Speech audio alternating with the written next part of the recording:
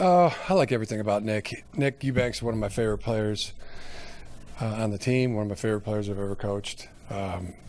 Progress has been really good. He's been always really athletic, can run and catch and has changed the direction, everything. He's really gotten improved immensely as a blocker. And I think that's the thing that is separating him, as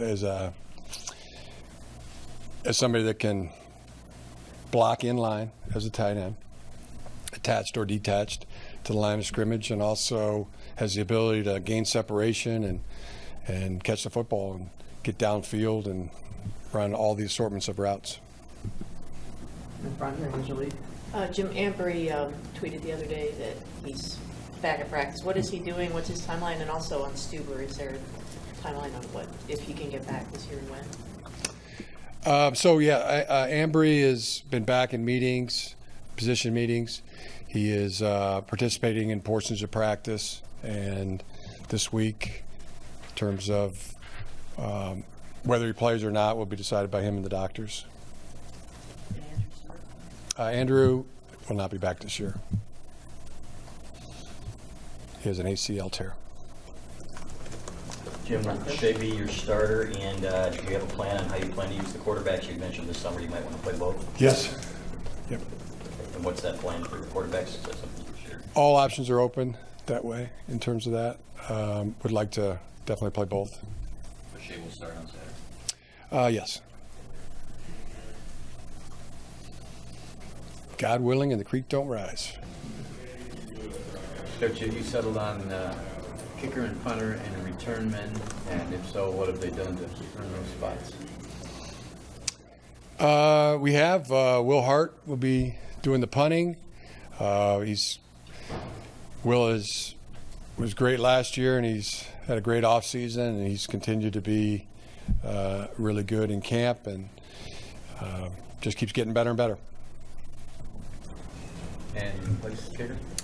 Still a competition going on there. Quinn Nordine and Moody both are kicking very well, and that hasn't been determined yet. Back, Jonathan. Same with the returners. Coach, just thoughts on Andrew Luck, and I know you coached him at Stanford, so any thoughts on that with what went on over the weekend? Yeah, it's pretty. He's a brother. He's one of my all-time favorite players that I've ever coached, and his wishes aren't to play right now. Over on your left, Larry. As far as other people, their reactions, I would say to. Even though his intentions were very clear and very well spoken, I would say to not understand a man's purpose does not make him confused.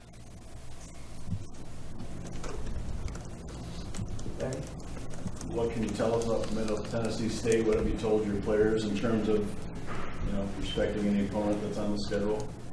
Yeah, they're conference champions, played in the conference championship game last year. Coach Stockstill's done a great job with the program. And they're one of the 9 bowl teams that we played this year. I've been watching them quite extensively on film, and have great respect for them as a team. Your left, Aaron. Jim, who's your number 1 running back on Saturday? I haven't decided yet. Season has Donovan Peoples-Jones had for you, and what do you expect from this season? Well, everything that Donovan is, past performance, you usually predicts future success. I love so many things about Donovan. One of my all-time favorite players.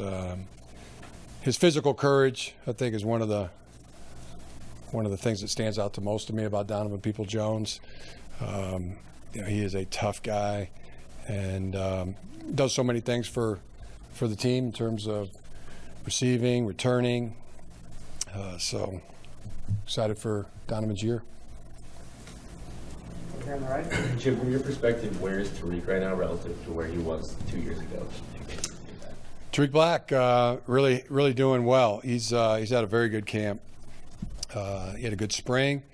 He's been very, very good, especially over the last 5 practices. Been really standing out at a high level. The other receiver is Ronnie Bell, to mention. Ronnie's probably, if you said who's our most improved player on offense, who played last year, I would say Ronnie Bell. He has been great. His body's changing from basketball kind of physique to the football physique. He's really made ascending strides. Very positive. Done great.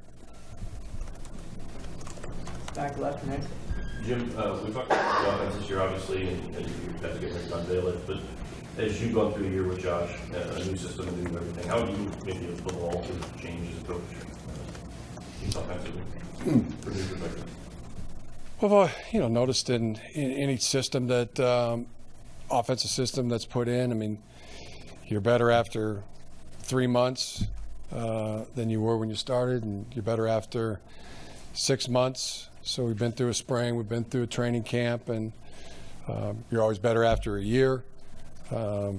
It's a process, a progression, and then really that's what I've found in terms of putting in systems. But it's gone well. In the front, Jeff. You mentioned Bell being most improved on offense. Who's the most improved on defense? That's a good question. From last year to this year, I was having that conversation with Don Brown yesterday, and we really couldn't pinpoint one guy. I think Carlo Kemp, has stood out to me, being in that category. Kwity Paye, Josh Uche. Also the linebackers, Ross and Cam McGrone, see him coming on, really ascending, coming on like a freight train. So there's multiple, I think. Austin. Jim, how much will you lean on Levert Hill until Ambry's able to get back to 100%? And what have you seen from Levert that makes you think he can handle that? Again, past performance usually predicts future success. He's had a really good camp. He's always been a dynamic player for us, and he's doing good. He's keeping it simple, just trying to get great at football. Improvement is good and noticeable, and love everything that Levert's been doing. So he'll be right there in the middle of things. One of our top defensive players. The left, Larry. Since the end of last year, in what ways do you think your program has improved, and how much you look forward to seeing that begin to show out on Saturday? Very excited for the game Saturday. There's a lot of build up to opening game in college football. No preseasons or exhibition season. No spring training. Spring practice, but no exhibition games right before you play. So once it starts, then it's good to have it started, and then you're off and playing. So very excited about that. How do you think the team has improved? I think it's made improvements in a lot of areas. Again, to ask the one, the thing you've most improved in is not always apparent. There's multiple, I think, in this case. The left, Brian. Is there any position group that you're looking to see more from during practices at this point? Or? I really feel like we're ready to play, but really happy to have another week of practice, to get everything even tighter and better. Ethan? Jim, you mentioned Ross and McGrone having improved. How does that little spot look right now between them? Oh, Devin Gill's there. Jordan Glasgow is right there. Jordan Anthony continues to be there, and those are the major players at the Mike Will, Josh, Cam, Jordan, both Jordans, Jordan Anthony and Glasgow, and Devin Gill, of course. Right here, John? Coach, opposite Levert Hill, can you talk about your options there and if anyone has asserted himself enough to be named a starter?